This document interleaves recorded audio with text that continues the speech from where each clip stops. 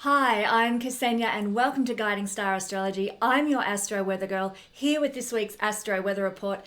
I'm going to show you how the stars are going to affect your life this week.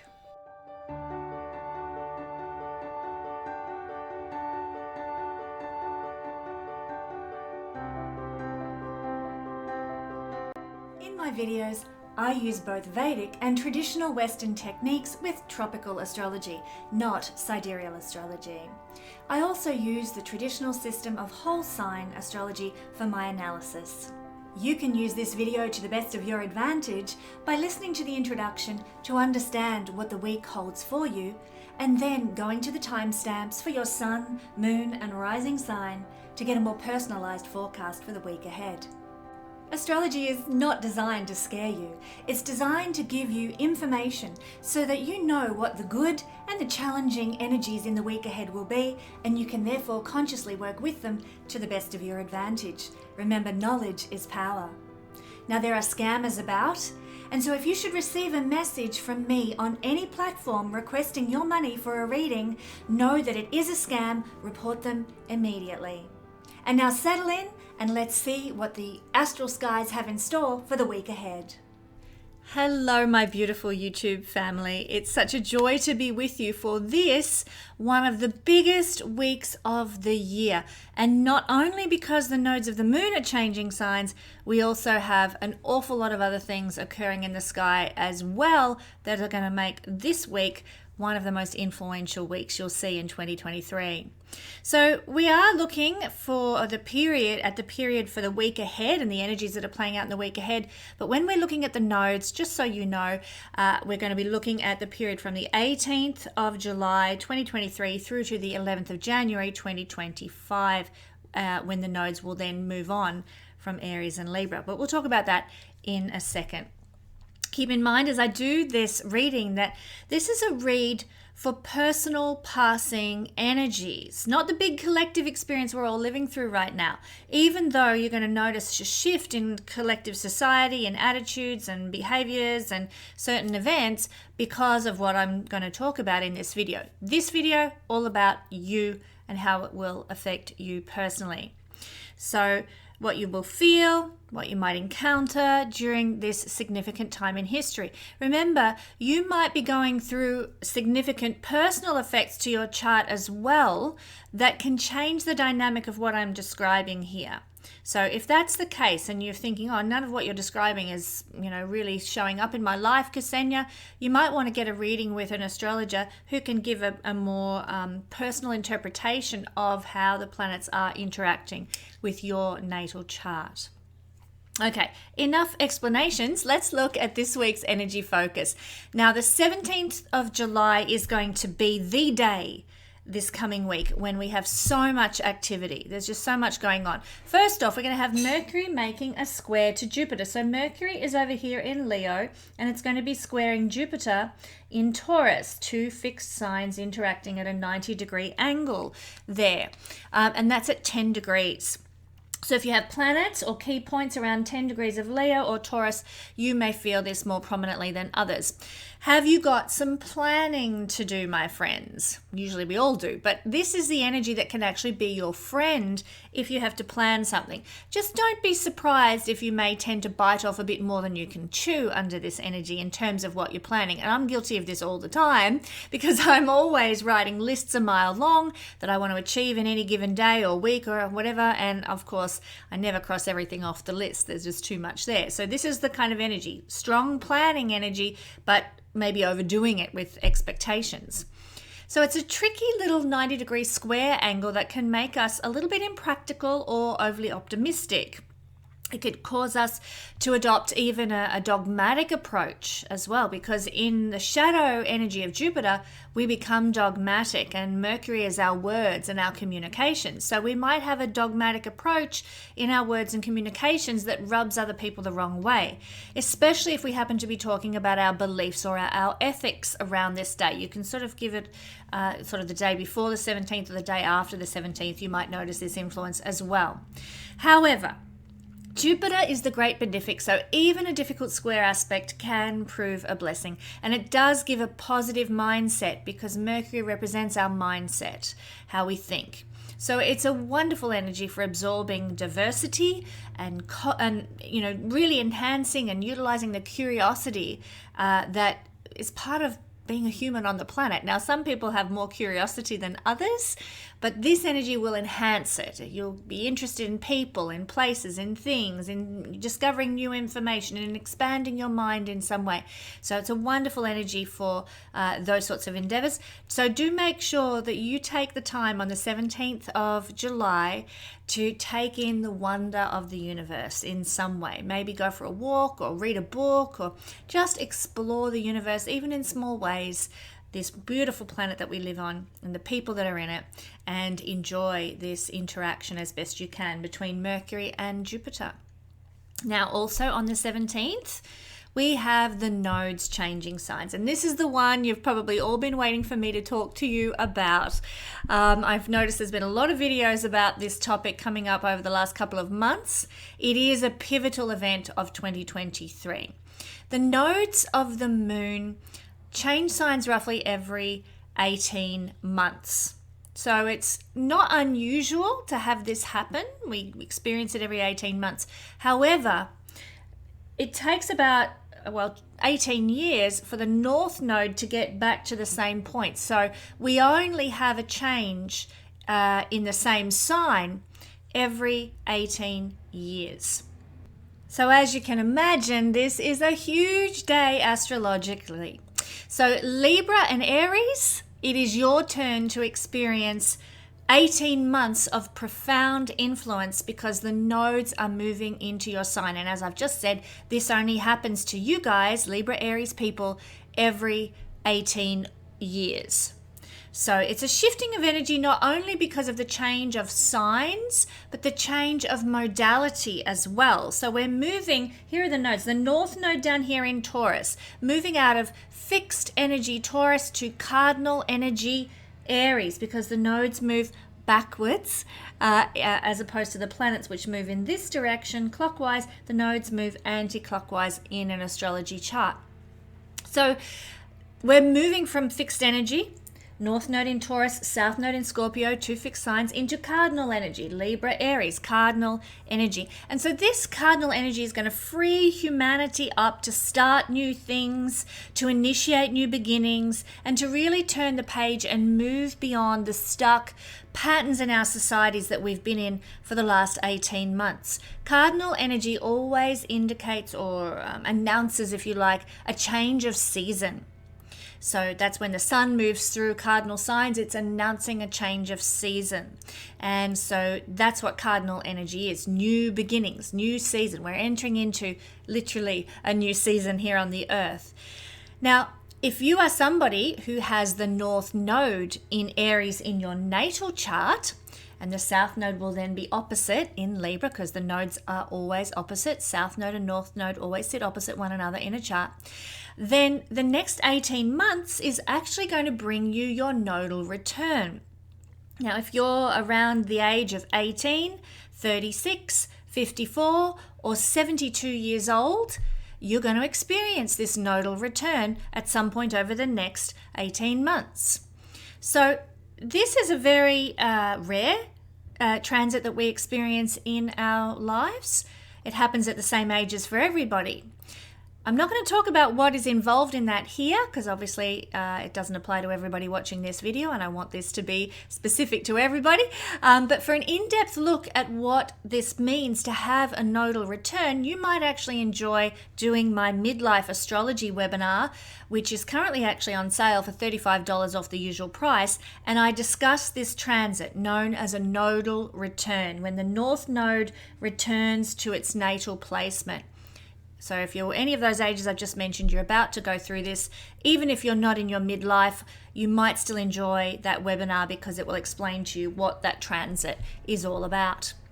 So let's look here at the nodes. The nodes in Libra and Aries for the next 18 months is actually going to mean that the eclipses will be falling in Aries and Libra for the next 18 months, because it's the nodes of the moon that cause eclipses. They are what causes the sun and moon to line up directly and create eclipses.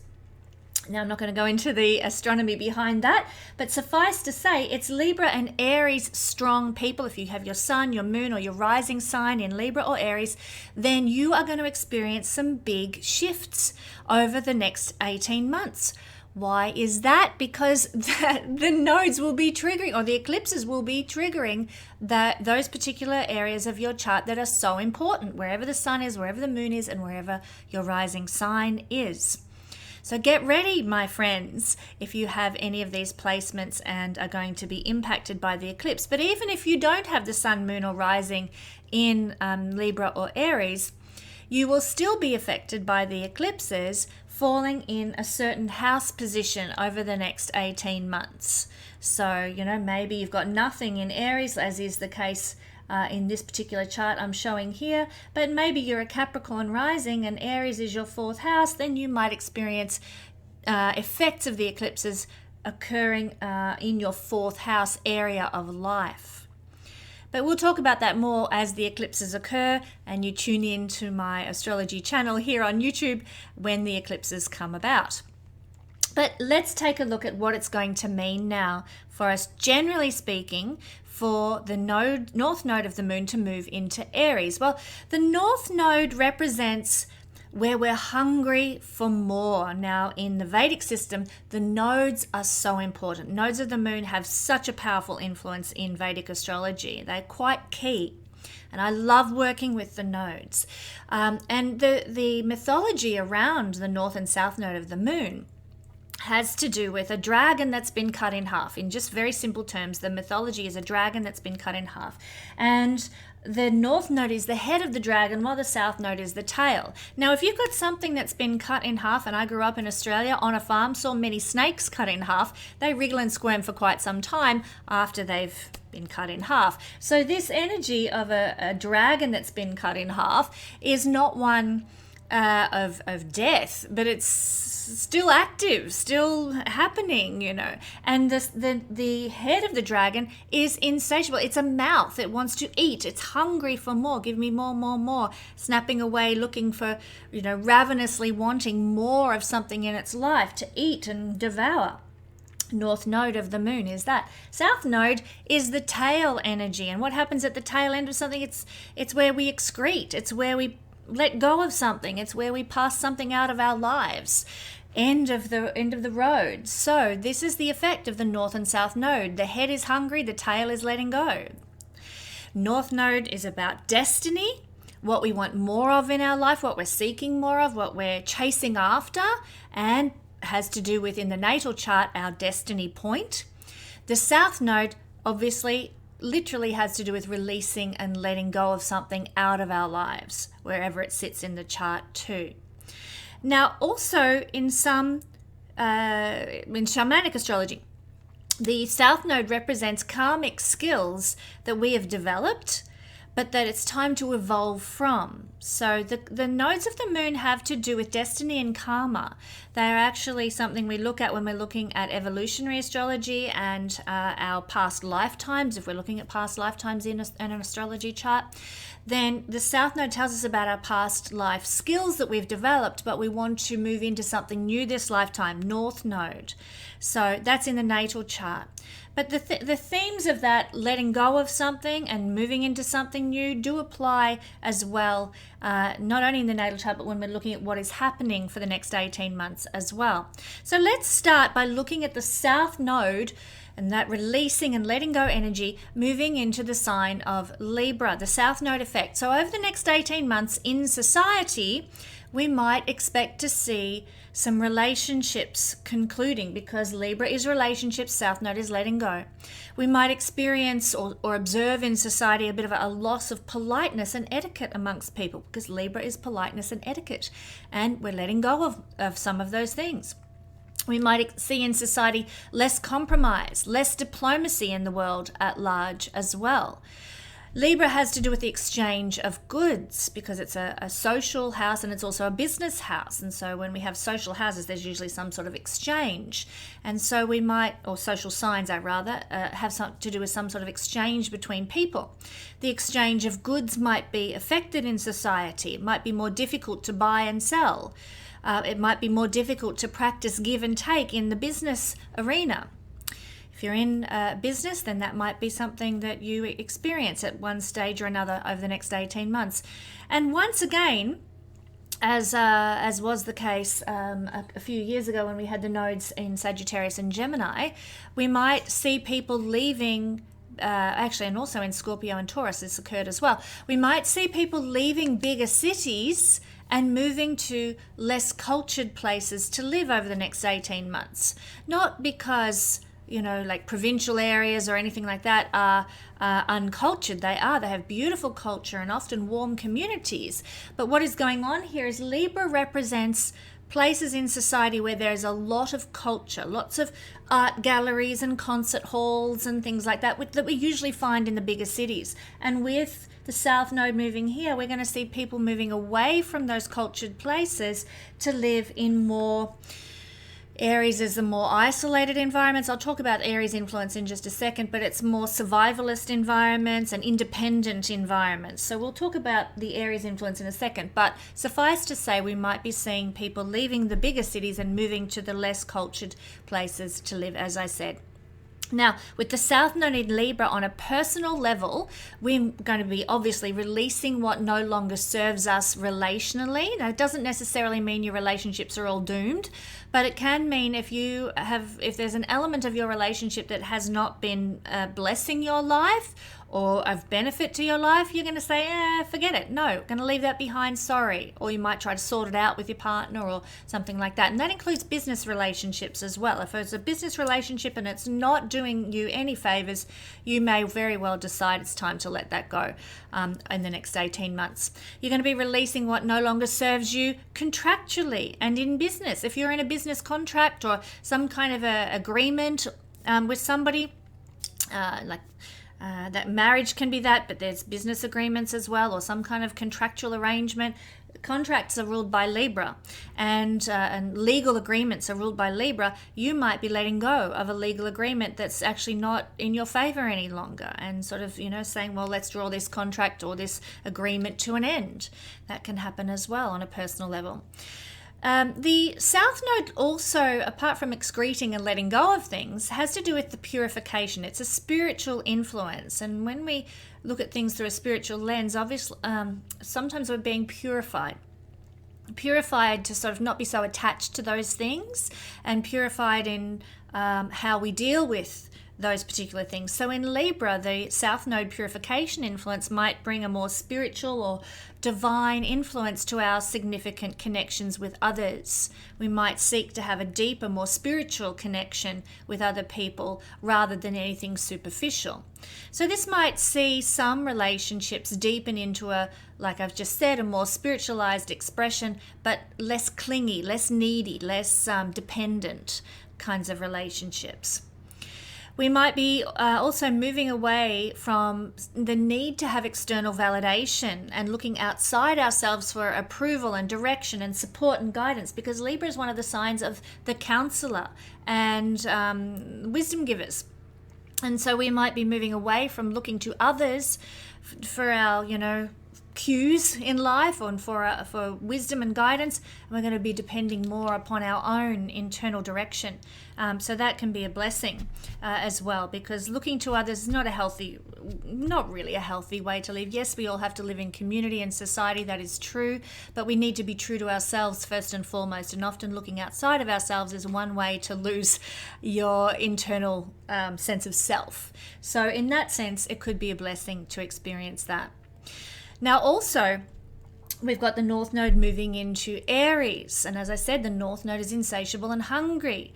And so in the world at large, we might be seeing people breaking away from old rules and paradigms because there's a rebellious energy of Aries. Not in the sense of I must be a rebel without a cause, but more I'm going to do it my way. I'm all about what's good for me here. I'm all about the I am. And so if there are rules and regulations and old paradigms that aren't serving you, you're going to be like, well, screw that.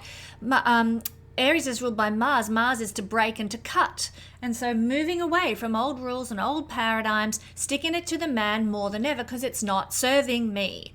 And in the worst case scenario, with the North Node moving into Aries, it might bring about more fighting and aggression in the world because I'm not putting up with that any longer. So it becomes, in the shadow side, very self-absorbed and aggressive and argumentative and stuff because I'm absorbed with myself and not thinking about other people. Libra is thinking about other people. Aries is all about me. But I'm looking at this through the lens of, rose-colored glasses. There is the chance that we might say screw it to the old rules and paradigms that are holding us back from our own independent expression and living authentically the life we want to live. So that's best case scenario there. We can also in society expect to experience more independence, a desire for more self-sufficiency, and really the North Node in Aries is about developing that powerful self-focus necessary to gain a fearless spirit. Aries is the energy of the pioneer, of the explorers, setting off into the intrepid unknown, and that warrior hero energy. It's a survivalist energy. It's a loner energy, actually, as well. Doing it my way and not thinking about what others need, as I've already expressed. So in that sense, it could be quite powerful for us all to develop that fearless spirit needed to survive and thrive in the new world that is being birthed at the moment, or that's coming out of the last few years that we've had. So that's going to be developed in people with the North Node moving here as well. Your toughness and your tenacity as an individual will likely be cultivated under this energy because Aries is tough and tenacious.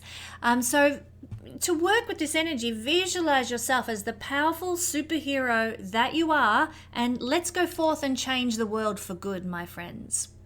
Now, if you aren't willing to try new things and to make fresh starts in your life over the next 18 months, then it is likely with the North Node moving here that something's going to happen in your external world that's going to force you to make change, that's going to force you to make fresh starts.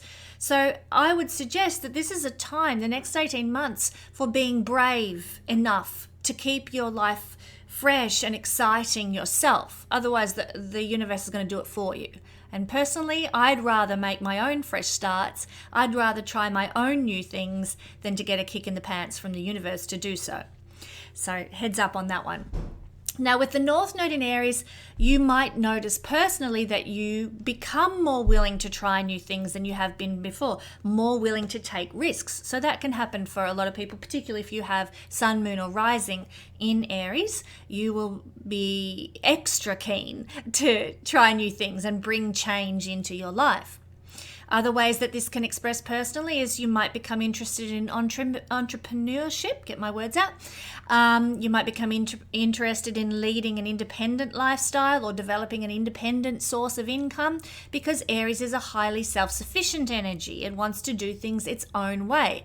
I've put up with my boss nagging me for 10 years. I've had it. I've had a gutful. I'm going to go do my own thing. I'm going to go be a consultant, or I'm going to go and start my own business.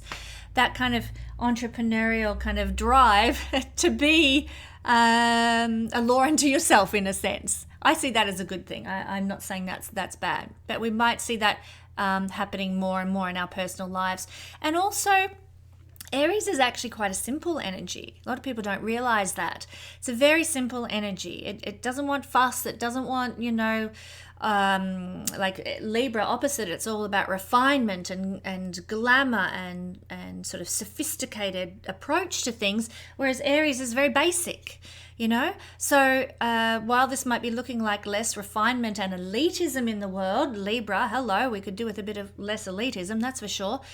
Now we become more focused on the more basic, simple components of life, maybe a survivalist, some might call it, approach to life. We're not so fussy about, all the trimmings and all the fancy bits and pieces. We're just happy with the basics. So North Node in Aries can bring that about. So that's what I am seeing for the duration of the next 18 months, with the nodes changing into Libra Aries, something to look forward to. Now, I'm going to be breaking the effect of this change down for all signs in the all signs breakdown. But I've got a few more energies happening this week to talk through first before we get to the all signs breakdown, so do stick with me, my friends. Another thing that's happening on the 17th of July is, drum roll, the North Node here, moving to 29 degrees of Aries, will be activating the eclipse that occurred on the 20th of April this year. Because that's where the eclipse on the 20th of April occurred, 29-degree axis of Libra Aries. So this is an activation day. So not only are the nodes changing signs, but they're activating an eclipse that occurred in April.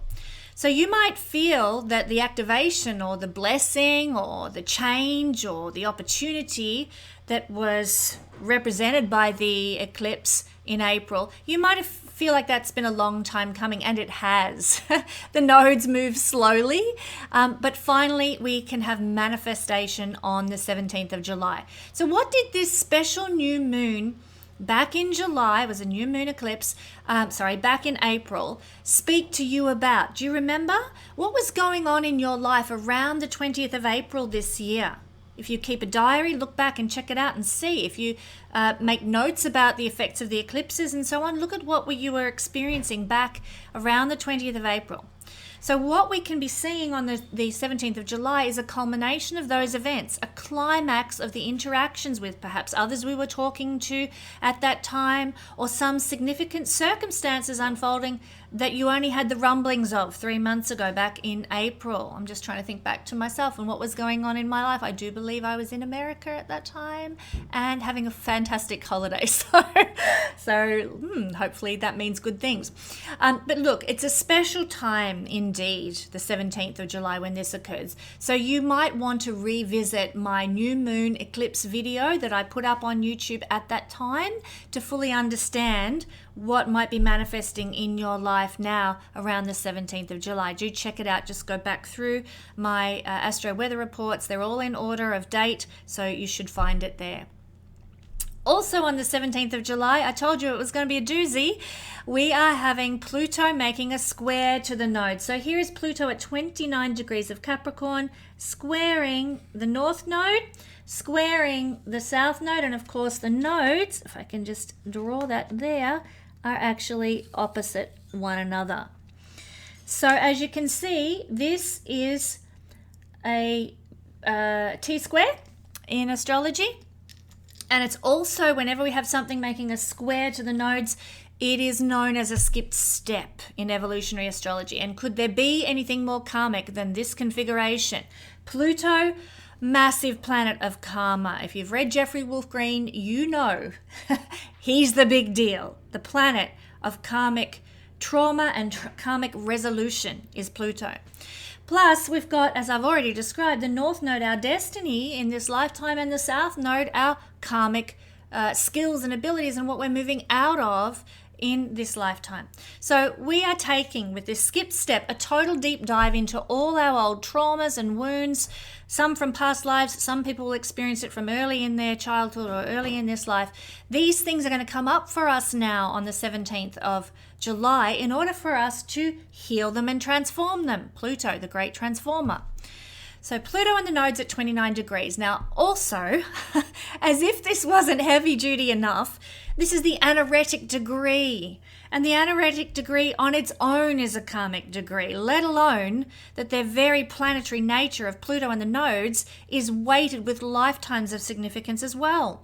So this anaretic degree, 29 degrees, can be quite tough to deal with in a chart. If you've got anaretic planets, you'll know that's the case. There's a lot of work to be done in life on a soul level with anaretic planets in the chart. So much is being wrapped up and concluded now. That's what the 29th degree is, the last degree of a sign. It's the end of something. It's clearing something out. It's wrapping it up, tying up loose ends. It's ending things, 29 degrees. So here, karmic planets at 29, the anaretic degree, we are saying goodbye to so many things Our old perceptions about how life worked are going out the door, about who we are, about who has our back in life and who does not have our back in life, about what we want out of life and what we do not want out of life. So many changes. You're going to notice many shifts of perspective over the coming weeks and months because of what occurs now. Some of which will be quite shocking, but all of which will be for the transformation and growth of your soul. Do not forget that when you're going through upheavals, when changes are coming thick and fast, remember it's for the transformation and growth of your soul. And the more that you can allow the changes to come in and not fight them and not dig your heels in, then the easier it's going to be. Go with the flow, go with the changes that want to happen. Don't try and force anything under this influence. Now, let's talk more about Pluto squaring the nodes, this skipped step in evolutionary astrology. This transit occurs every 9 years or so because the nodes move around in an 18-year cycle. So every 9 years, they're roughly going to be squaring Pluto. And it's a special time of soul retrieval, we call it. What we're doing at this time is shining a light on the darkness of our maybe repressed emotions, the things we're denying in ourselves, our inner demons that we kind of squash down and ignore and pretend aren't there. Maybe we're sitting in a job that we hate and we're just putting up with it, we're just enduring it and just pretending to get on with the show, but secretly we're miserable. Well, that's one example. Or we might be miserable in some other area of life or something like that, or frustrated, or ignoring the promptings of our soul and of our spirit through our feelings of unhappiness or anger or dissatisfaction or whatever. Well, Pluto comes along with this square to the nodes, and the light is shone on our misery or our dissatisfaction or our unhappiness or whatever we're repressing. So it is illuminated for us, often through, if we're not aware, if we're not honoring our own feelings and emotions and sadnesses and upheavals and things like that within us, then something will happen in our external reality that says, hey, you got to deal with this darkness. You got to deal with this, bad attitude or troublesome feeling that you've got. And that's what will happen once we become aware of our darkness, which is what these square to the nodes is going to do. It's going to cause us to become aware of our darkness if we're not already. But once we do become aware, we have free will to heal it. We can continue to sweep it under the carpet and suffer the consequences down the track. So I'd encourage you, there's inner work to be done now, my friends. Consider maybe seeing a psychologist if you need to deal with some attitude or repressed emotion or something like that, or a shaman or a past life regressionist. Get an astrology reading under this influence, or get an energy healer, somebody who can help you understand your karmic complexes, your fears, your paranoias, your traumas. It's time to do the work under this influence, my friends. So in society at large, this square to the nodes might see society, we might see expressions of paranoia in society, people who are, worried about possible catastrophes. There might be a lot of mistrust of other people in society right now, feelings of doom and damnation that might express in various ways. So if you see that happening, you don't have to buy into it. That's a paradigm that this might bring forward, because Pluto's triggering those kinds of feelings, maybe in us personally, but also in the collective. So, remember, this is a paradigm that's expressing you can rise above and create your own reality. I would encourage you to remember that if you're feeling a little bit wobbly at any stage over the next couple of weeks because of this. Lighten your vibrational load, basically, because these are heavy vibrations, these are heavy energies. So have some strategies that shake off any morbid feelings, like do the soul searching. Needs to be done, but things that lift the spirits. Have a list of peace-giving activities at the ready, as this transit might enact difficulties, particularly on the 17th, 25th, or 29th of July. So maybe like a walk in the park, or a picnic in the countryside, or the opportunity to read your favorite book, or listening to some gorgeous music. Whatever it is that calms your soul, seek it out on those days that I just mentioned when this is going to be most potent, and it will help you stabilize your heart so that you're in a healthy frame of mind and able to do that necessary soul searching, journaling, psychological work, whatever it is. Keep the vibration up, and you'll get far more out of your soul work than you would if you just went spiraling down the rabbit hole, so to speak. And if you do the soul work now, you will change your life. So I'll be talking about the balancing effect of the Pluto polarity point, which is over here, where the new moon will be falling. Hello. But the Pluto polarity point is over here in Cancer. And I'll be talking about the Pluto polarity point, which is a necessary balancing effect that you might want to utilize in the all signs breakdown that's coming up in this video. It is worth noting that the traditional dispositor of Pluto, who is getting this square from the nodes right now, the traditional dispositor of Pluto is Saturn. Here is Saturn located 3 houses away, 1, 2, 3, in the sign of Pisces. As such, third house things are going to be also important strategies for coping with this energy. Communication is a third house thing. Communication with loved ones, socialization where you feel comfortable doing so, being with friends, and keeping busy is a third house thing. These are important strategies to implement if you're struggling to cope with Pluto squaring the nodes.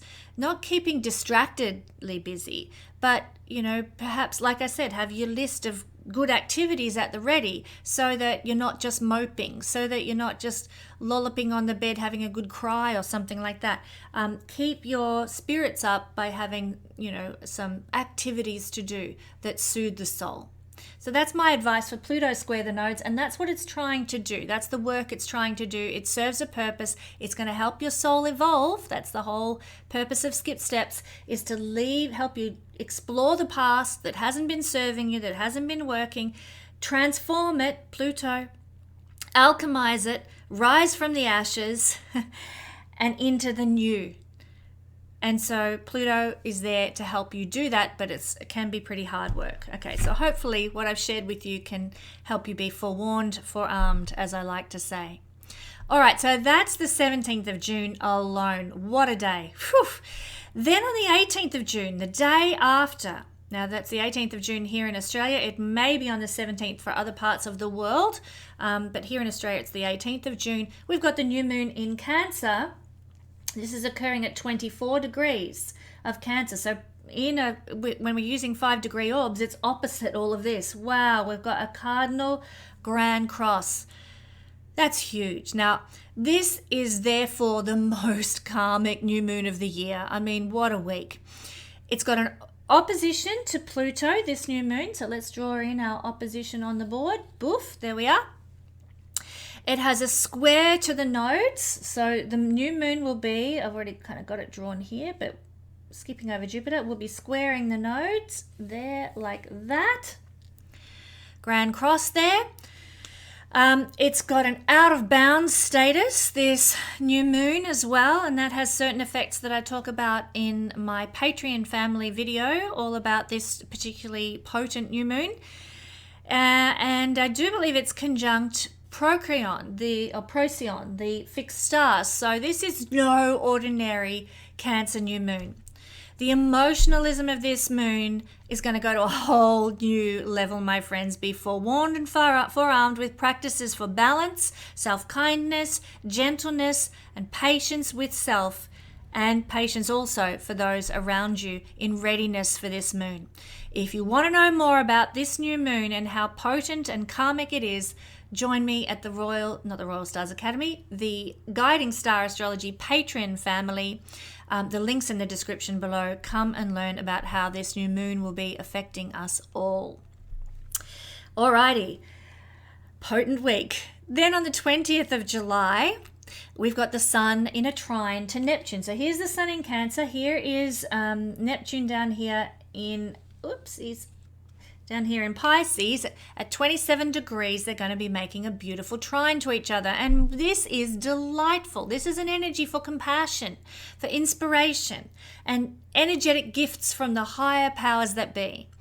Divinity meets our earth ego, our earth identity. So we're going to be feeling more in the flow with life under this energy, and as such we might encounter powerful people. The Sun represents men, the masculine energy. So we might encounter powerful male figures who can bless our lives under this influence. Now, this can take the form of spiritual teachers, artists, musicians, and anyone in a healing profession because of the energy of Neptune interacting with the sun. Your own creativity is going to be on fire on the 20th of July, and there might be some goosebump moments of great love for life, just happiness, joy, ecstasy. Bring it on. We probably will need it, I think, after this, well, as this week progresses. Now, if you receive a message from Spirit on this day, the 20th of July, pay attention, because your soul's inner guidance is totally on point now under this influence. Trust your gut, trust yourself, my friends. Moving along, July the 21st, we've got a Mars opposition to Saturn. What a busy board. Here is Mars in Virgo, here is Saturn in Pisces. Boom. These two are opposing one another. Oh, this is at 6 degrees. I'm feeling exhausted already. What a week. It's getting serious now under Mars opposition Saturn energy. Our thoughts and conversations are getting serious now. So Mars opposite Saturn is going to see us putting our energy into serious work, serious use. It's also going to see us potentially experiencing some sort of disappointment or anger, because what's going on here is Saturn is putting the kibosh on our passion, our Mars enthusiasm. So we get frustrated. It's like when you've got the lid screwed tightly on the Coke bottle and you shake it up. What happens when you take the lid off? Poof, the Coke goes everywhere. There's that sort of Coke bottle effect. We're angry, we're disappointed, we're frustrated over something. Saturn putting the kibosh on the enthusiasm and passion of Mars with an opposition here. So frustration comes from under this influence, other people potentially standing in our way, usually authority figures. Saturn rules governments, rules and regulations. Saturn rules people in positions of power or authority over us. And so we get frustrated by that, angry about that. And we can also feel frustrated by Mars's desire, our desires seemingly not manifesting when we want them to. So this energy can cause us to feel resentful, and it is challenging. It requires patience, and it requires a strong level of self-discipline to navigate effectively. Forewarned, forearmed, my beautiful friends. Finally this week, what a messy board. Can you believe all this energetic interaction? It's going to be full on. 22nd of July, we have the sun hitting 29 degrees and therefore being in opposition exact to Pluto. Yikes. This is not an easy transit, but it happens every year. It is a dark day of power struggles and control issues wanting to surface. So, forewarned again and forearmed, these two polaric points of the solar system, if you think about it, the sun's in the middle and Pluto's right out there at the extreme, they function like the yin-yang symbols of darkness and light. Sun is light, Pluto is darkness, god of the underworld. And when they oppose one another in an astrology chart, like it will on the 22nd of July, you can expect that you're going to get a yin-yang energy, a contradiction or a pendulum swing of contrariness, darkness and light in a seesaw effect with one another. What might this look like? Stubbornness, manipulation, a blockage in some way are just some of the expressions of this energy. And in worst case scenarios, it can display as powerful people instigating violence on others, maybe out there in the collective. I hope nobody watching this video experiences that on a personal level. So I just encourage you around the early 20s of July, so 20th of July, 21st, 22nd, 23rd, 24th, walk in mindfulness and present moment awareness to avoid being pulled into this energetic quicksand. And I've given you some tips as I've talked through the week for what you might like to do, and just have those ideas at the ready to help you find the balance that you need in this energy. All right, my friends, what an introduction. I'm sure you're all very intrigued now to know how it's going to play out for everybody. So without further ado, let's do the all signs breakdown. And of course, we're looking at the nodes, and we're also going to look at Pluto, nodes of the moon, let's make a start in with Aries as the first house. So if you are Aries, get that right, Aries rising, Aries sun, or Aries moon, then this is your reading, Aries. This is the house of survival and the main reason for incarnation, first house, and so therefore the shift of the nodes into this axis is going to influence you personally for the next 18 months. You will likely be hungry for North Node and more self-identification. You might be wanting to start new things. You might be feeling more confident than ever before. There might be some powerful new beginnings in your life, but more than anything, you're going to want more independence in some way in your life, in how you live, in your physical environment, the world that you're living in. You're going to come across to other people for the next 18 months as somebody who is capable of going their own way, and you'll also be, because of the South Node in Libra, releasing and letting go of old relationships and contracts like I described in the introduction. It's going to be very pertinent and real for you. So for some of you, the eclipses might bring about big relational changes that happen, but the North Node being in the first house is going to actually cause you to become more self-empowered and more identified with who you are. You're going to know more what you want out of life after this 18 months is done and dusted. So bravo. As for the Pluto squaring the node's skipped step, the polarity point for Aries people is the 4th house. So you need to direct your focus into 4th house things this week to help you find balance. So that might be, for you, it could be into like looking after your home, planting a garden, growing some veggies, 4th house things, connecting with family, maybe looking at real estate pages online or something like that. Focusing on the 4th house, maybe you might like to go out digging. Digging is a 4th house activity.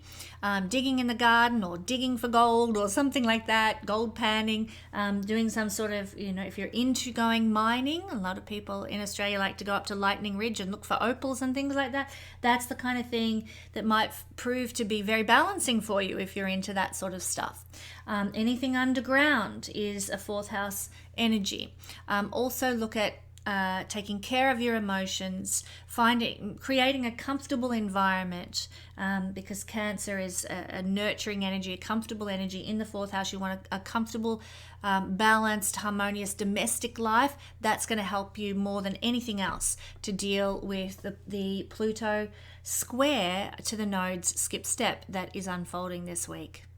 So that's it in a nutshell for Aries people this week. Now we're moving on to Taurus. Taurus rising, Taurus sun, Taurus moon people.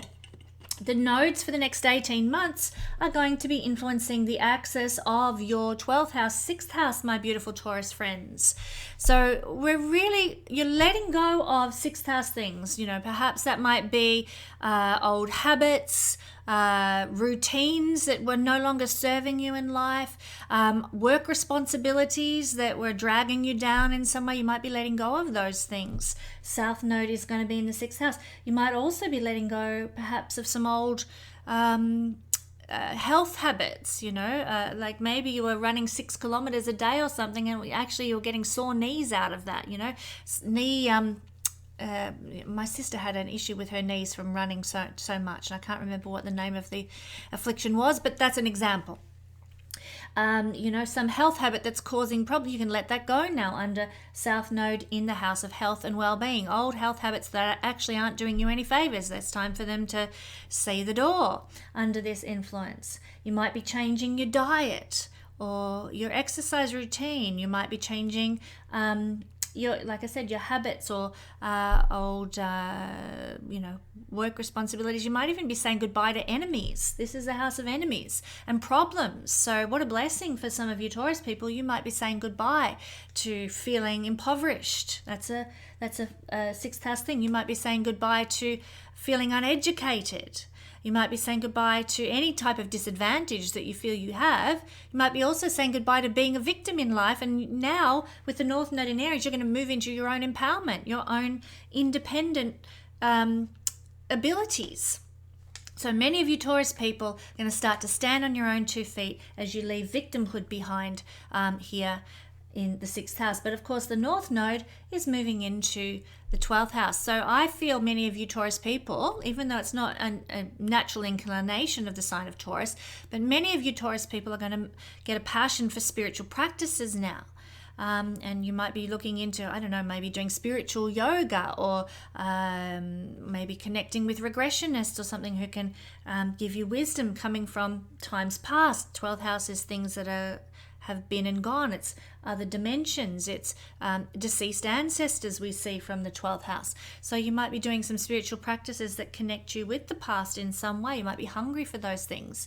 You might also, my beautiful Taurus friends, get the opportunity to travel to faraway places in the next 18 months. You might be attending many retreats, and I would encourage you to do so while the nodes are here. You are likely to be blessed by involving yourself in escapist practices like going to retreats, getting massages, visiting day spas, those sorts of things. This area of the chart also has to do with secret liaisons and secret deals. So some of you over the next 18 months while the nodes are here might be dealing with some of those things more so than usual. It's also the realm of the chart that has to do with time alone and taking holidays. So it could very much be a time for you to sort of step away from the everyday routines, maybe step away from the work that pays the bills and just have some time out. For example, here in Australia, if we save up our long service leave, you might be able to take, a year of long service leave if you've got enough saved up, and that really fits the dynamic of the 6th house, 12th house kind of energy. And now the Pluto polarity point for my Taurus friends. Well, Pluto is up here in Capricorn, your 9th house, and therefore the polarity point where we balance ourselves is down here in the 3rd house. So I would encourage you to gain balance in life for the next week or so by writing things in a journal or having a coffee with friends. Talk to somebody on the telephone, connect via social media. Maybe you could even do a short course or work on a website, anything that is to do with 3rd house. Keep busy, keep active, maybe take a short trip, go and visit something, like a coffee shop in a town a couple of hours away, or have a weekend away. Those sorts of short trips are also seen through the 3rd house, and they're the kind of activities we can undertake to find a bit more balance when we're feeling a bit out of control with this energy that's coming up. Thank you to beautiful Taurus. Okay, Gemini rising, sun or moon people. Well, the energy of the nodes changing signs is going to be of influence in your 11th house for the next 18 months, Gemini. This is the house of where we can be profitable and gainful. It's about complicated systems. It's about groups, including political parties and organizations and clubs. What does it mean when the North Node is in this realm of the chart? Friends, dreams, goals, desires, and ambitions are seen through this house as well. Well, let's start with the South Node in the opposite house.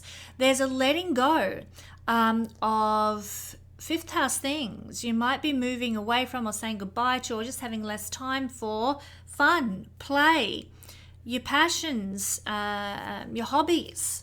All these things are seen through the 5th house. You might be really moving into some new energy that doesn't give you a lot of time for those, entertaining things, or going out to movies all the time, or maybe having time for sports are seen through the 5th house. You might have less time for going 10-pin bowling or playing tennis because of a focus now on the 11th house.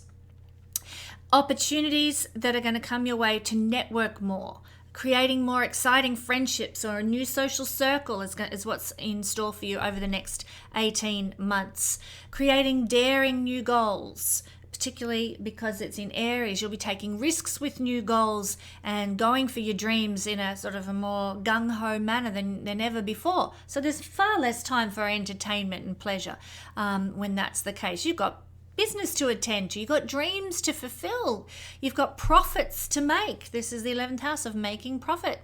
So the North Node here can bring you success in those realms actually as well. But you're going to be hungry for more of it. You're going to be chasing more of it. North Node energy. one thing that can happen for many of you Gemini people is you might be releasing an unhealthy romantic situation, letting go. Libra, relationships in the 5th house of love and romance. So if you've had maybe, I don't know, somebody clinging to you and you're like, I just wish I could end this relationship. Oh, it's dragging me down. Well, North Node in Aries, 11th house, and South Node in the 5th house, you're going to have the energetic support to do it. To say, I think we need to call it a day, or let's move on, or whatever. That can happen as well. But North Node in the 11th house can see you, like I said, developing new dreams and goals, and have the drive and the impetus to achieve those dreams and goals. You can make more wealth over the next 18 months from what you are contributing to the world, not from risks and speculations, which is a 5th house thing, but both of these are financial houses. So it's more, what you produce, what you're giving to the world, the legacy you're creating, that can bring you money. Maybe you started a business, maybe you launched a website, something like that. It can bring you money. You might be very, very interested in getting involved in activism or some political party. And in that case, with Aries, you might want a leadership role in some political organization or activist group or club or something like that as well. So big energy for you guys coming up. Now, also we have Pluto here in Capricorn, which means the balancing point to help us feel better during this skip step energy in the next week is going to be down here in Cancer, in the 2nd house. So it's through 2nd house things that you can find a balance and find harmony. So I'm not saying, go spend up every cent that you've ever saved, but you might enjoy a little shopping trip to help you feel better. You might enjoy some fine food or fine dining, or enjoying something, some comfort food. Cancer is comfort in the sign, the house to do with food. So, maybe you could have like a, little get together with some girlfriends for a dessert night or something like that, as a treat that might help you feel a bit better, feel more balanced, my Gemini friends. 2nd house is also money, so getting your money organized can help you feel more balanced as well. Maybe shuffling your accounts around or closing down any accounts that actually are, taking more money out of your life than they're contributing. Making some changes in that regard can help you feel better and cope better with this Pluto skip step energy. Focus on 2nd house things. Also, do whatever you require to do to increase the self-love. If you need a new wardrobe, or if you feel like you need a haircut, or if something that helps you feel better about yourself, not just externals either, doing the inner work as well to heal old traumas, become aware of your darkness, but so that you value yourself, you treasure yourself more. There's plenty of books you can read that are all about self-help, self-love, blah blah blah. It might be time to explore a few of those under this influence too. Thank you, Gemini. Cancer rising, Cancer sun, Cancer moon people. Well, for you guys, firstly, what a week. You've got the new moon falling in your 1st house. That's going to be very pivotal. Check out my YouTube video for more, Patreon video for more information about that. But for you guys, you're also having the nodes moving into an angular house. So this means a strong manifestation when things are angular from our rising sign. So North Node in your 10th house and the South Node in the 4th house means you're going to be desiring more 10th house things and letting go of 4th house things over the next 18 months or so. So you're going to have a lot of passion for your career, for growing your reputation. This is 10th house things. You can also have more opportunities that arrive, that come your way, that open up for you in career in the next 18 months. More benefactors, more mentors, bosses saying, hey, I want to give you a pay rise. Hey, there's a new project on the cards. I want you to manage it. Opportunities in career coming your way because of the North Node here in the 10th house. An increase in social status. Wherever the nodes are, as they usually want to rise up in society in some way, and this is the house of our social status, and so you're going to desire greater social status and an increase in social status over the next 18 months, and you may very well get it. You might desire more leadership roles, more public roles, and you might be given the opportunity to experience those things. The South Node moving into the 4th house might mean that it could be a year when you move home, when you change your place of living. So you're releasing an old home, letting go of an old home. saying goodbye to a place of living. So it might be a house, but it could also be a community. It could be a town. You might move countries or something maybe. There might be less time for family than you've had before. Maybe less interest in private matters or family matters as well. Less time to give attention to your emotional well-being as well, because so focused on leadership and being busy and creating a legacy. So that's just something to be aware of, that you might be have less time for the personal private matters that we otherwise would have. But just know things will balance themselves out again. It's time to focus on your career for the next 18 months. But look, in another 18 months' time, then the nodes will shift signs again, and you might start to find, okay, I've done really well in my career. I've created and generated this money or this reputation or this pay rise or whatever. Now I've got the time in 18 months to really give to my family, be part of my family, or create a new home, or build a garden, or do those sorts of personally satisfying things that I like. Fourth house energy. So don't think that it's a forever transit. Now also Cancer, I want to point out that the Pluto is in your 7th house Capricorn and has been for 14 years, so you probably know all about that. But the polarity point for balancing out this skipped step energy is you. It's focusing on you. What do you need? What's good for you, Cancer? It's time to actually, you're such a good nurturers. Cancer's people are just so loving and thoughtful of others. But with the Pluto polarity point this week, you need to take care of you, your needs, your emotions, what fulfills you, what makes you happy. Now, that doesn't mean neglecting others, and you wouldn't do that anyway, but there is the need to put yourself first for a change, Cancer. Not in ungracious ways, but make sure you take time out for yourself. Make sure that you have some activities that are just satisfying for you. You might also want to focus on your external appearance. First house is the image we present to the world, so it could look like taking care of your body in some way, or getting a new haircut, or buying some new makeup, maybe a new scent, new perfume, something like that is about your appearance and your external, the impression that you give in the physical realm. You might like to focus your attention there over the next week to help balance out this skipped step energy and help you feel more in control of your own life. Thank you, Cancer. Leo rising, Leo sun, Leo moon people. Happy birthday to my Leos, coming up for you before very long. After this week is over, we've got the sun shifting into Leo. I'll be talking about that next week. But we're seeing the nodes change signs for our Leo friends. And what's going to be activated, instead of this angular 4th house, 10th house that's been the case the last 18 months, we're going to start seeing action in Libra Aries, the 3rd house, 9th house axis. So the south node's moving into the 3rd house, the north node is moving into the 9th house. This means that you're going to get opportunity to study more things. I'm really glad about this. I'm a Leo sun, and there's a number of astrological fields that I've been wishing I had the time to explore more. North node in my 9th house tells me I am going to get the opportunities to explore and educate myself at a new level astrologically, which I'm loving. You might also have a passion for world travel over the next 18 months and the ability to make it happen. Certainly, I've got 2 trips overseas lined up in the next 18 months, and I can go years without going overseas. So really, it's all action in that regard. I can see it coming. North node in Aries, 9th house. So more travel, more educational opportunities, ability to make these things manifest and happen.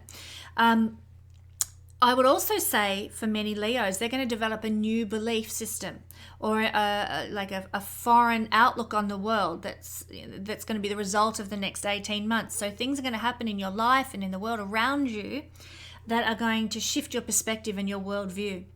North node wants more understanding in that regard, more knowledge, more soul expansion, more wisdom. You're going to hunger for that, and you'll get it through various means. This is a house of adventure as well. And with Aries here, you are not opposed for the next 18 months to taking risks and going into places you would never have gone before. You have the enthusiasm and the drive to expand your world and your understanding and have adventures. So that's something fun to look forward to, my beautiful Leo friends.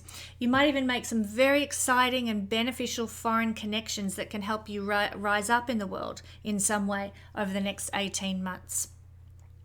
Now, the third house where the South Node's moving is really our mundane affairs, just the ordinary busyness of life, the administrative tasks, the writing, speaking, communicating. We may have less time for that sort of thing because we're more focused on big picture stuff. So I'll use myself as an example. I make little tiles to put on my Instagram page every month. I may have less time because I'm traveling to be doing that sort of thing. Less time for making YouTube videos. Don't worry, I'll still be here, my friends. But that's the kind of thing that can happen, because of the focus of the North Node, there's less emphasis here on third house things, which is social media, communications, writing, speaking, teaching, friends. Might be less time for friends perhaps as well, or relatives too. Less workshop groups and more big picture certificate courses, like recognition courses, that sort of stuff. Less local trips, local travel, localized, restless kind of activity, and more big picture, big long journey kind of things going on. So less of the mundane, more of the big and expansive is what's happening for our Leo friends. Now, Leo, Pluto is sitting here in Capricorn, which is your 6th house. So the opposing house is the balancing point for this skipped step that's unfolding in the week ahead. And so you really want to focus on 12th house things over the coming week to find balance if you're feeling a little bit wobbly. So what are 12th house things? Well, it's anything spiritual, like doing some yoga or meditating, doing guided meditation or breath work, those sorts of things that help you tap into other dimensions, other realms in healthy ways would be really good for you to do this week to sort of help you keep your equilibrium. You might like to read spiritual books, explore foreign countries. So, even if you can't jump on a plane and go, you might like to watch a documentary or two about foreign places or faraway places that are completely removed from your life experience. Going to a day spa, getting a massage, having a little retreat of some sort is a great thing to do this week. Escaping the ordinary everyday world is your antidote to feeling unbalanced because of the skip step, my lovely friends. Thank you, Leo. Virgo rising, Virgo sun, and Virgo moon people. Well, let me hold you steady there, Virgo. But the energy of the shifting nodes is going to be moving for you guys into the 2nd house and the 8th house. North node in the 8th, South node in the 2nd.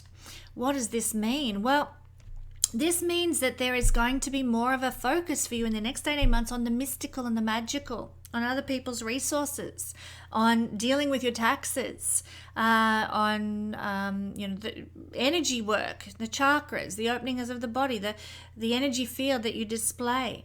It's also going to bring in a lot of fast changes for you, Virgos, maybe some shocking events or dramatic reversals that might happen for you in some manner.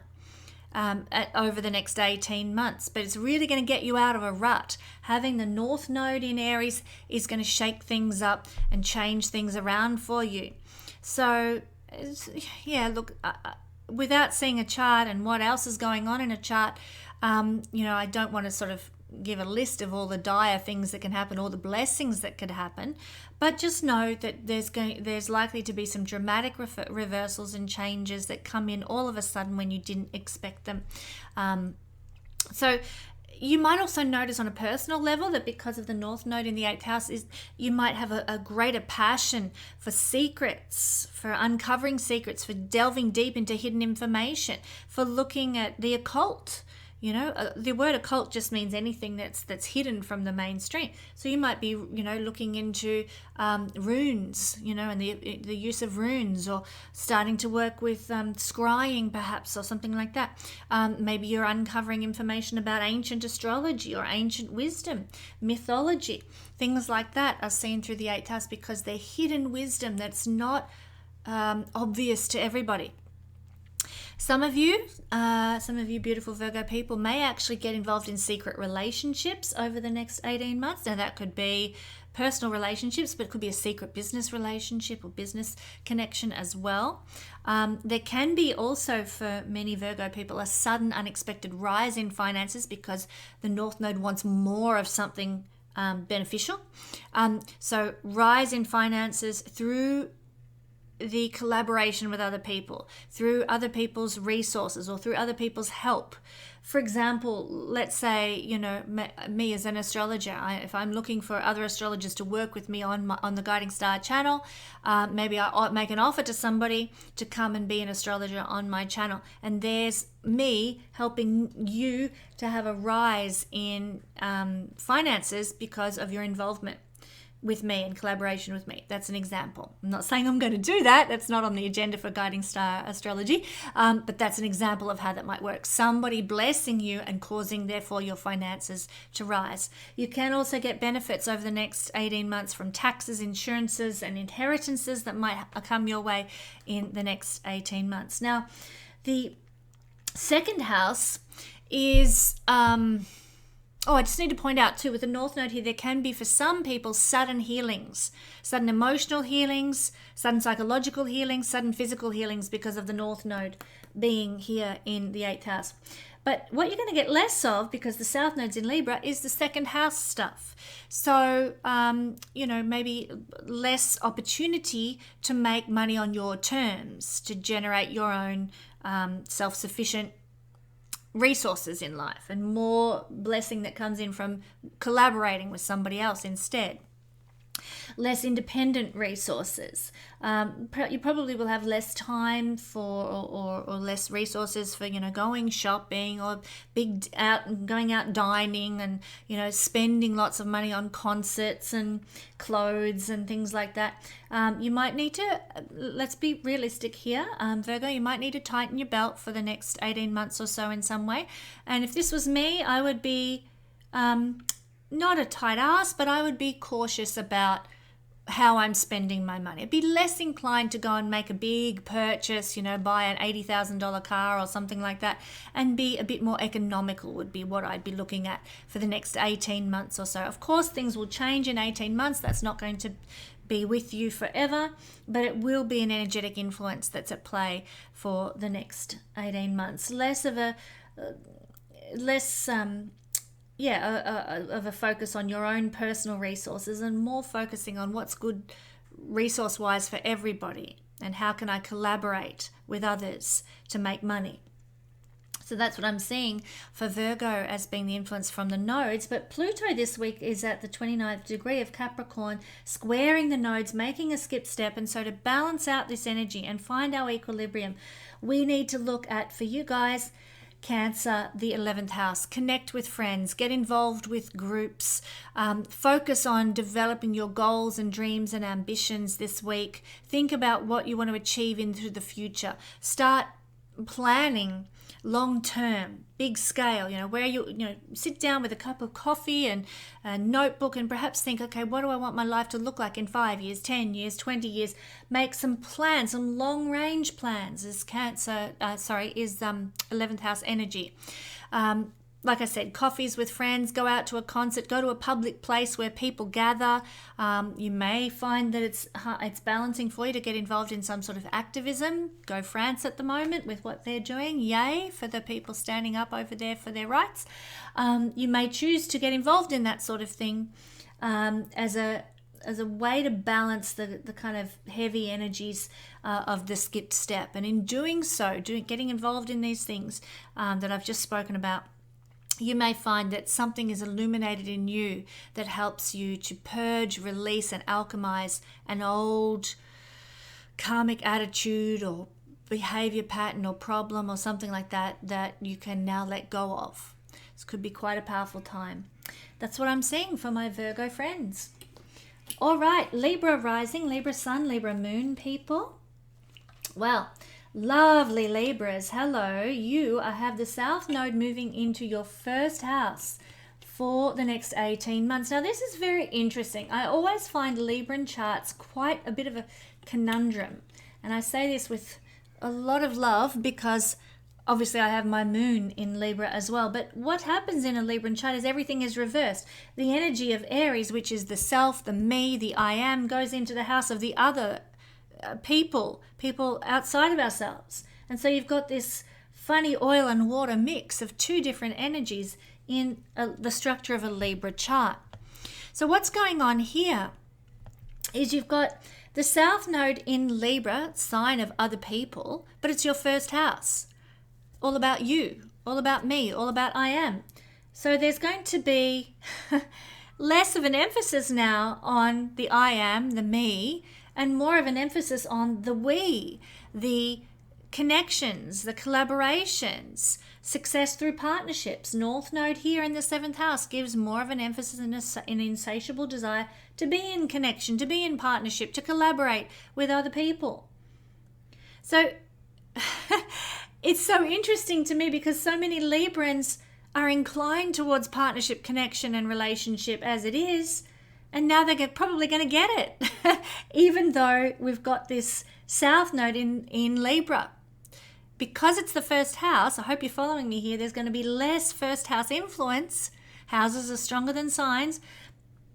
There's going to be less first house influence over the next 18 months and more 7th house.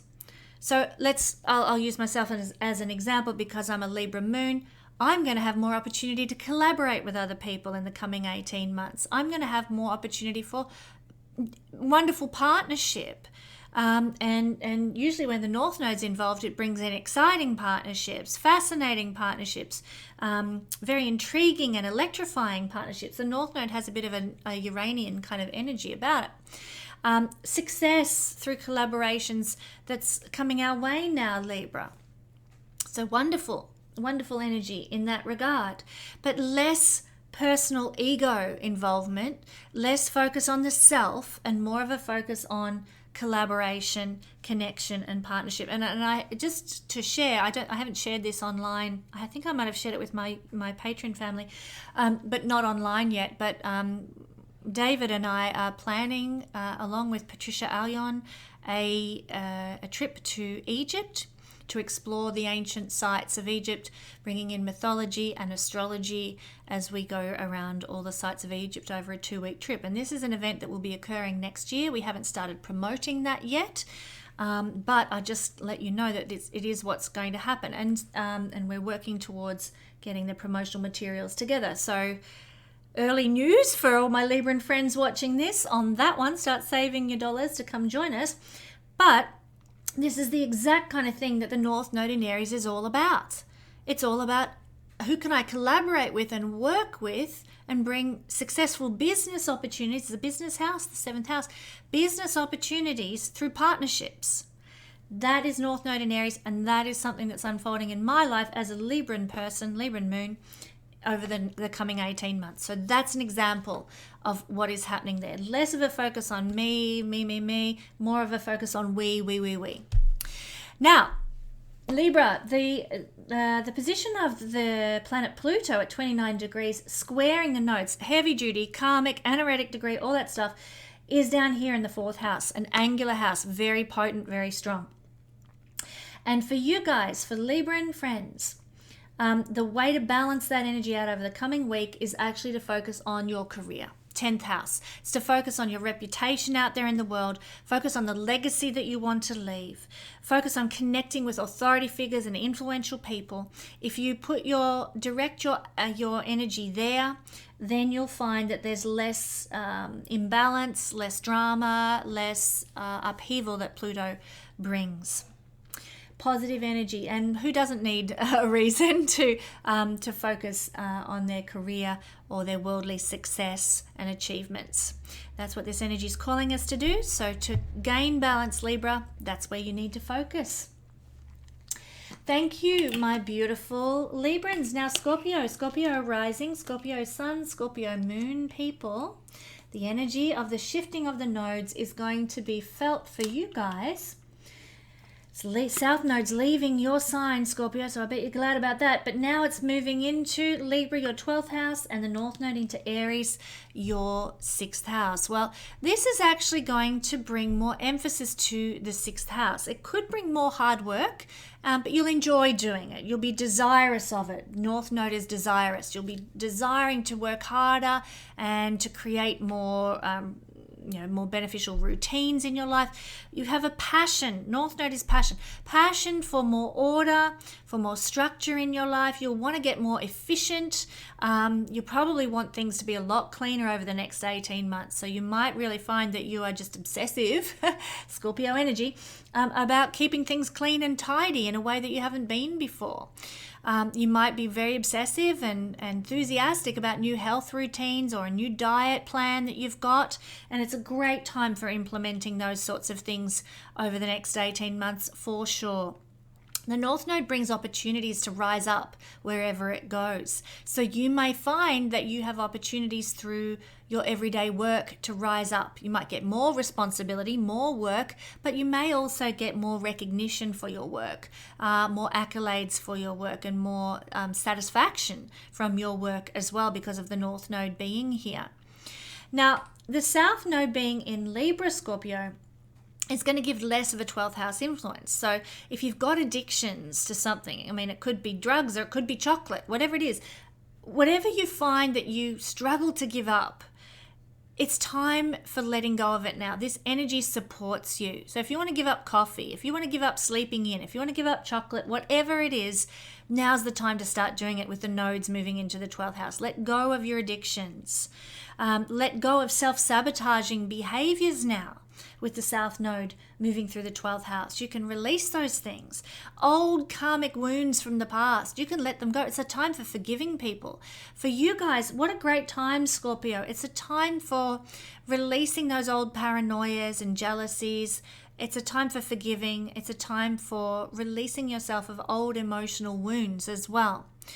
The one thing that's perhaps might be considered a negative is that you might have less alone time over the next 18 months, less time by yourself. Very private, lonely house is the 12th house, and this house is a house of being busy and active and involved, 6th house, through service, through helping, through healing, through fixing things. So more of that, more connection, fixing, more serving others and helping and healing others, and less time on your own and by yourself. Just for the next 18 months. Now, this coming week, we've got Pluto making a skip step with the nodes here that could be very heavy duty, especially at the anaretic degree of the cardinal signs. So where we need to focus to balance things out, my beautiful Scorpio friends, is in Cancer, at the 29th degree of Cancer. And so really for you, Cancer is the 9th house. It's focusing on higher minded matters. This week, if you're feeling a bit wobbly, I'd be grabbing a book by, I don't know, Marcus Aurelius and getting into some old philosophies or something like that. Especially Cancer rules things from the past. So getting involved, like reading some Stoic philosophers or a bit of Plato, that kind of thing. You might even enjoy expanding your mind through exploring the works of Homer or old mythologies and that kind of thing, but diving into higher minded wisdoms from the past would be a balancing energy for you to be involved in. You might like to look into, explore traveling to some places, reading some maps. I love just poring over maps and looking at the geography of various places, and this is the house of other cultures and other countries. And so foreign places, you might enjoy just exploring them, even through looking at some maps or watching a documentary or something like that. Can help balance your Pluto skip step energy this week. Also connecting with inspirational figures, and gurus. I would suggest, you might find some people on YouTube that are worth listening to, that can uplift you and inspire you. You might go and hear a speaker somewhere that could really help as well. Scorpio, you might also find that creating more adventure in your life, not risk-taking per se, but just going beyond the normal, moving your tent pegs back, as I think is a biblical saying. So you might find that, okay, ordinarily you go to a local cafe for a coffee once a week with a friend. Maybe this is the week that you move beyond the ordinary and you say, well, hey, let's go for a drive to that nearby town and check out that new restaurant. And you move beyond the ordinary and expand your life through having adventures that expand the soul. So that's one way to find balance this week if you're feeling a bit wobbly, Scorpio. Thank you. Now Sagittarius rising, sun or moon placements. Whoops, gone too far there.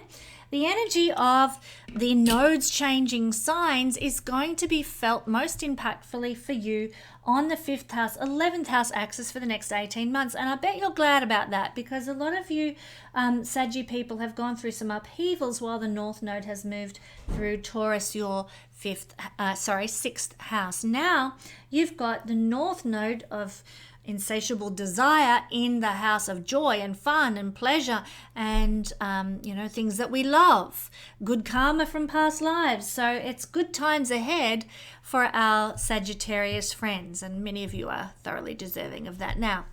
So we are moving into more North Node 5th house energy. This might mean you get a passion for center stage roles.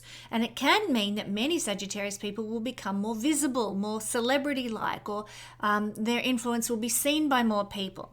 You might also be experiencing more fun in your life, more joy in your everyday life. You might have opportunities to attend more entertainments than you have for years, maybe. Going to concerts, going to movies, going out to restaurants and having a good time. More romance. North Node in the house of romance. Bring it on. You can instigate it, Sagittarius, because Aries is in the 5th house is someone who likes to instigate the romance. Go you guys. But you can also be the recipient of it over the next 18 months too. You might have more time with children or people who've got childlike hearts in some way, might be more in your sphere, in your circle. You might be having more playful times in life. There might be an increase in creative opportunities. Also, for some Sagittarius people, there can be an increase in your level of charisma, your own personal joy as well, and personal sense of self-satisfaction can increase. And that can then, as within, so without, that can then lead to more fame, more recognition, more glory for you. 5th house. Sagittarius, you're going to do great out of this energy, I think. The North Node excites things, and here it's going to excite romantic relationships. Now, if you're in a romantic relationship, then it's going to get a lot of energizing. If you're not in a romantic relationship, it can see one come in over the next 18 months as well, like a romance dating style relationship. It's not an indication of commitment or marriage or anything like that. It's an indication of more fun, romance, dating, all that good stuff. The South Node moving into Libra is going to see a letting go and a releasing of maybe some friendship groups. Now, that doesn't mean a falling out. It doesn't mean arguments, but it might mean that you are not around your old friendship group as much because, hey, you've got a new dating on the scene and you just haven't got time to going to the football with the boys anymore. Can look like that. So there's a lessening of involvement with friendship groups, networks that you might have once been involved in. You might have less interest in, making a ton of money or gaining financially, and more interest in fun, creativity, and self-expression instead that comes with this shifting of the nodes as well. That doesn't mean you won't make money, but what I'm saying is less interest in that. So you're not creating for the purposes of lining your pockets. You're creating for the next 18 months for the purposes of expressing yourself, being who you are, being authentic and real about who you are, and creating for creativity's sake. That's the difference. Doesn't mean a change in financial situation, more in your the energy you give to that financial remuneration, let's say. So that's what I'm seeing for Sagittarius. Now also, that's the next 18 months, but this week Pluto is going to be making a skip step to the nodes. And so what we need to focus on to balance ourselves during this time as Sagittarius people is the opposite point to Pluto, which is in Cancer, which is your 8th house. This is a time for over the next week for enjoying the mystical and the magical. You know, getting an astrology reading, doing a past life regression, doing some energy work, connecting with a shaman might be all some really worthwhile things to consider doing to balance you if you're feeling a bit wobbly this week. Perhaps, you know, even doing your own research into those particular things as well. You know, read up about chakras and the energy openings of the body. Read up about secret societies. You might be interested in doing some deep diving into conspiracy theories and researching hidden topics in some way. These things can actually be soothing for you while we're going through the upheaval of a Pluto skip step. In fact, more so than any other sign, I think Sagittarius with the Pluto skip step is likely to uncover deep soul wounds and soul traumas that they can heal through psychological work or therapeutic healing of some sort. Sex can be very balancing for you as well, my beautiful Sagittarius people. So enjoy your sex life this week. Put a lot of that Aries romance into your life and then enjoy what follows after. And some of you also might find that there's some balancing energy available to you in exploring your dark night of the soul experiences. Now, that may be happening right now, or it could have happened 10 years ago, but analyzing those things, revisiting the things you learned from your dark nights of the soul, 180-degree life turns around, can actually be cathartic and healing and balancing during this influence of Pluto skipped step. Thank you, Sagittarius. Okay, Capricorn rising, Capricorn sun, Capricorn moon people. Well, my beautiful Cappy friends, the nodes are changing signs obviously this week, and they're going to be there for 18 months, and they're going to start influencing your angular houses 10th and 4th. And so for you guys, you'll feel this powerfully because whenever we have the nodes on an angle, we notice it more. It's more prominent in our awareness. So let's start with the South Node. The South Node in Libra, which is your 10th house, means that you might actually find that you are releasing and letting go of some sort of need to be at a high level of social status. You might be letting go of some career responsibilities in some way. This is happening in the life of my sister at the moment as she cares for her partner who is unwell, and who's always been career focused and career driven. She's having less time or focus on that field of her life right now as her priorities have changed. So there's a shifting of energy where you as Capricorn people often are very driven in terms of creating some social status or high-level career achievement. Achieving in the world's a big focus for Capricorn people, but this next 18 months might see you looking to other things, hungry for other things in your life, or needing to focus on other things in your life. So that's the influence of the South Node in the 10th house. But here, North Node in the 4th house might be bringing you more of a focus on family. You might have some new beginnings with place of living. So you might be moving house or downsizing. You might be upgrading. What depends on what you want. But usually the North Node increases our status. So if you're downgrading, or a status in the area of the house that it's in. So if you're downgrading, downsizing your house, you'll probably be moving to a more elite suburb because of the North Node in the 4th house. So there's definitely a change in place of living, or the style of domestic life that you've had will be changing as well. You might have a greater passion for better vehicles or a better property in some way, a more quality property or a higher class property, something like that. So Aries here can give interest in real estate and real estate development, and the North Node gives a hunger for more of that sort of thing. So you might be getting involved in property development. You might be focusing very much on your inner world, on your emotional understanding of things, and your emotional intelligence might be come up for you at some stage in the next 18 months as well. You might be getting involved in a family business or dealing with a family business in some way. You might be looking more at Things like being involved in mining or anything from underground perhaps might become important for you. Gardening, planting, growing your own fruit and veg and that kind of thing might be part of where the focus goes for you. And also you might be very keen on creating your own safety and security and stability in life with your home. So creating a more comfortable domestic and home environment. That's going to be a focal point for you for the next 18 months. Now, Pluto is the energy creating a skip step with the nodes over the next week. And he's in your first house, Capricorn, and he has been for 14 years. You will know all about that.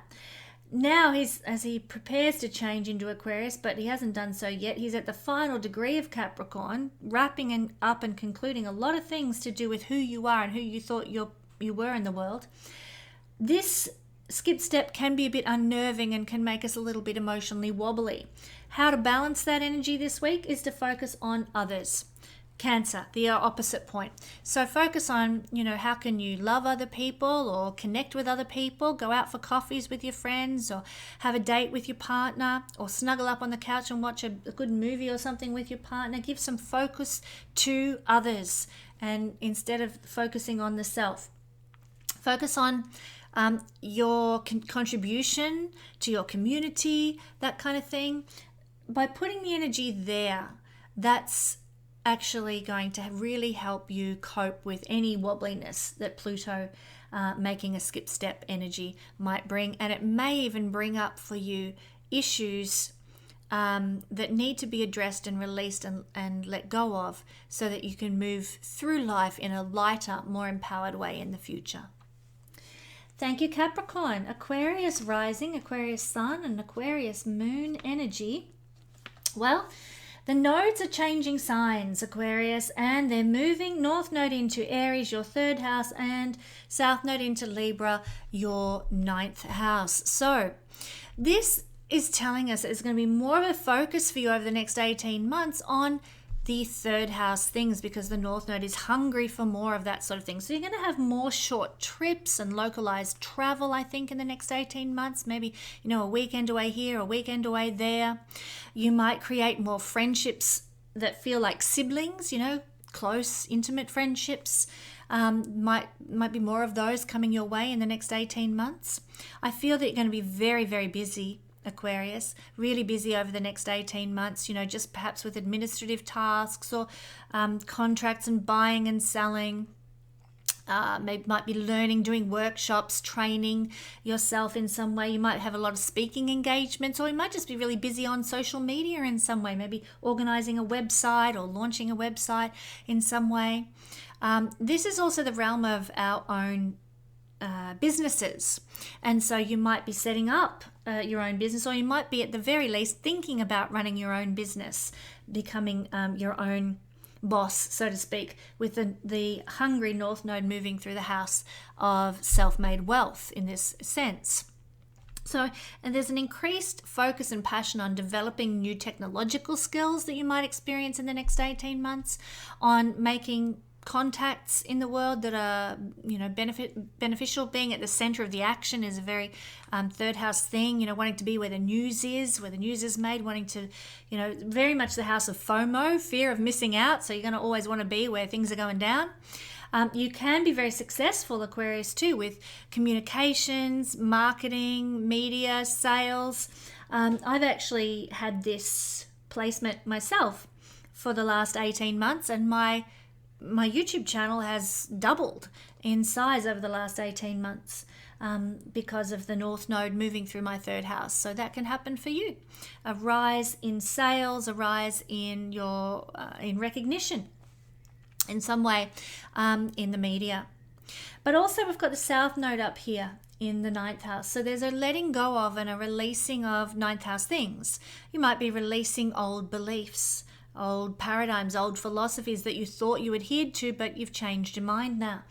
You might also find that there's less opportunity, Aquarius, for you to travel over the next 18 months on a long distance kind of level. You might be less interested in pursuing higher knowledge and more interested in workshops and hands-on skills. This is the higher knowledge realm. This is the practical application realm, third house. So the higher knowledge realm gets less attention, less likely to come study at the Royal Stars Academy or go to Yale University or do a degree. More likely to do a workshop, more likely to get a certificate in hairdressing or something like that instead. So big changes or letting go of things there. Less of a desire for adventure in your life and soul expansion, and more of a desire for connection, socializing, and being part of the everyday routine.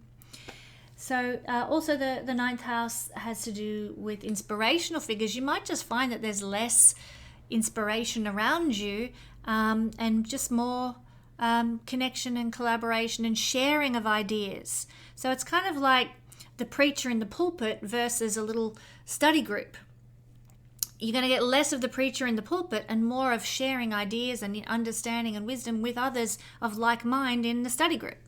And that can be a good thing too. We learn a lot that way and can grow a lot that way as well.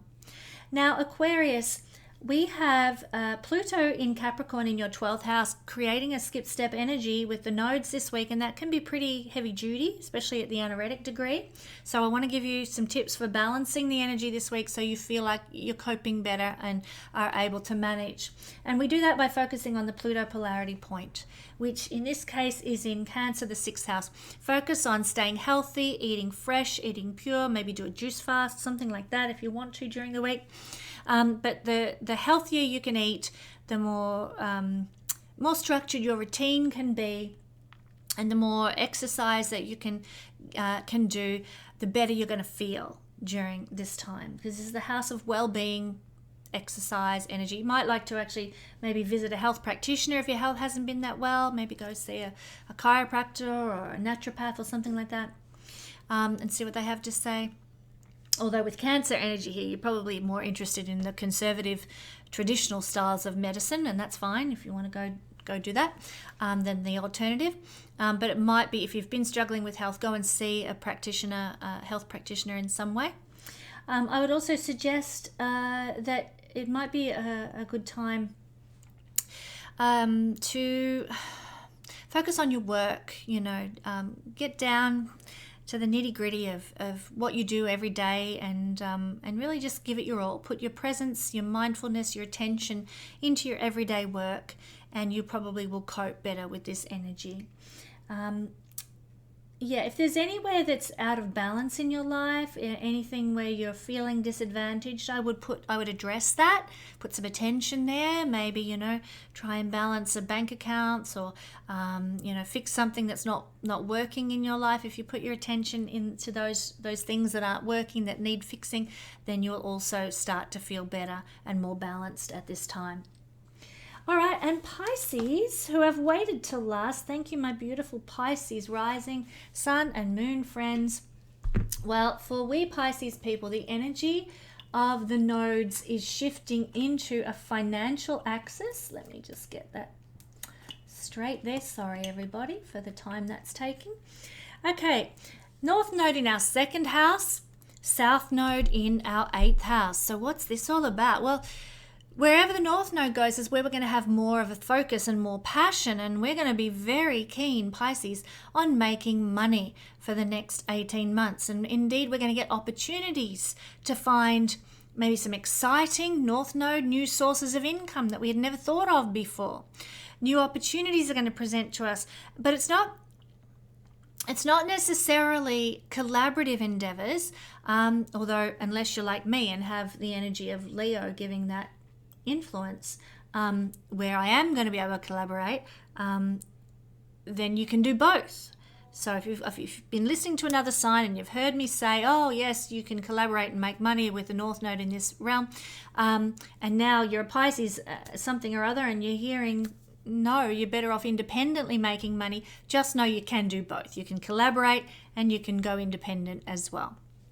For Pisces, the focus is on the independent money making money through your own skills, your own abilities, making financial growth in your life through your own wise investments, and doing things that support your body's journey. So you might find, like I said, new and exciting sources of income. There can be more opportunities for material success in your life by relying on yourself, looking to yourself and your own wisdom and your own skills to make that money. You might make money through the use of your voice, because the second house has to do with the voice. You might make money through something sensory. Second house has to do with makeup, food, perfumes, clothes, the material things we need that are actually things we can touch, taste, see, hear, and smell. Maybe you'll open a cafe. Maybe you'll start a fashion label, whatever. You can do something with those tangible, 5 sensory things to generate income for yourself. You might be spending money as well, because this is the house of where we spend our money. And with the North Node here, we might be insatiable about buying something new, So, keep an eye on your money this next 18 months, Pisces. Look at where it's going. Don't let, the horse run away with the cart, so to speak. Make sure you know what's going where, and manage your money with a keen eye. But you will also be very desirous of knowing how your money is spent, where it's going, what it's doing. Managing money is a second house thing. The North Node will give you a hunger towards managing and understanding financial things. You can also see a rise in your own personal value, sense of worth, sense of value, because this is the house of our self-worth and self-value. But anything that we see as valuable is a second house thing. So there's definitely the opportunity for a rise in your own sense of self and your own worthiness. You might be looking at the prices you charge and go, you know what, I think I've got to put my prices up. I've been underselling myself. You might be like, I'm not going to let that person walk on me anymore. I'm going to stand up for myself, because actually I'm worth more than this. There's a self-valuing that can come with the North Node here, and you might be enacting that. Coupled with that is a letting go. A letting go of 8th house things. And so there's a letting go perhaps of relying on others, leaning on others, depending on others to make the money, or to give you the approval, or to validate you in some way, or to be your source of self-worth. If you're always looking outside of yourself for your value, then, you can be tossed about like, a boat on the waves. If you are solid in your own sense of value, then that doesn't happen. And so there's a move away from looking to others for your validation and valuing. There may also be less time or less of an interest in things of an occult nature. There may be less time and less of an interest in a psychological deep diving or researching, that kind of thing, because maybe you're busy with other money-making ventures or something, so you haven't got time to do the usual psychological work that you might do, or that kind of thing. 8th house is also sex, so unfortunately for some Pisces there might be less time for sex as well, which is a bit disappointing, I must say. But maybe it's because you're busy doing other things and finding your value in other areas of life. South Node can dissolve 8th house things, so you might have thought you had a inheritance coming, and then the will's announced, and you're like, hang on a minute, my name wasn't even mentioned. There can be a dissolving of a will, or a dissolving of an inheritance, perhaps, for some Pisces people, not all. But one of the good things is that the 8th house is a malefic house, and it can bring shocks and catastrophes and disasters and upheavals. And so the good news, Pisces, is it's going to be less shocks, catastrophes, disasters and upheavals in your life. Second house is very stable. So there's a stabilizing of life that's coming your way in the next 18 months. Feeling safer and securer in the world. Feeling more solid now in the material realm. That could be coming your way, because the South Node in the 8th house is dissolving the upheavals of life, and North Node in the house of security and stability, bringing more of that into your world. So yay, thumbs up in that regard, my beautiful Pisces. Now, we have Pluto in Capricorn, your 11th house, making a skip step square, T-square to the nodes. This can be heavy duty for the next week. The energy can be really intense. So how do we balance that? How do we work with that to sort of help ourselves cope? We focus on the opposite house. And most blessedly for Pisces, this is the house of fun, of joy, of hobbies, of interests, of things that we love, the things that give us pleasure, of romance, of children. All the things that make life worth living, basically. So Pisces, if you're finding you're not coping very well in the week ahead with the intense energies that are coming up, go and have fun. Have joy. Go and have dinner at a restaurant or go play with your children. Create some romance in your life. Put candles on the dinner table and make a fine night of it with your partner or something. Like, do things that bring joy and pleasure to your life. Focus on your hobbies, maybe get the sewing machine out if you're me, or if you like woodworking, whatever your hobby happens to be. Do your hobbies, enjoy your hobbies, and you'll find that it will balance and create more equilibrium in your life in the week ahead. And so, my lovely friends, what a big astro weather report. It has been exciting to do this report, and it's going to be exciting to see what comes up in the week ahead. I hope it's a good one for you. I look forward to having another astro weather report ready for you, all about Venus and her retrograde motion next week. I'll catch you then.